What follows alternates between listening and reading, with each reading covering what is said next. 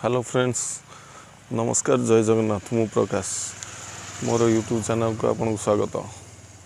आज आम आसचु घटगाँ केउझर माँ तारिणी पीठ को आसचु। तारिणी बर्तमान आम दीज सांग फ्रेश होना से तारिणी रखिलुनि गाड़ी आउ बर्तमान आसचु आम गुंडीचा घागी जलप्रपात। देखो ये हूँ गुंडीचा घागी जलप्रपात। ये घटगाँ रु 6 ରୁ 7 किलोमीटर डिस्टेंस हम। तो चलतु से देखा गुंडीचा घागी जलप्रपात से वाटरफॉल रे आम देखा।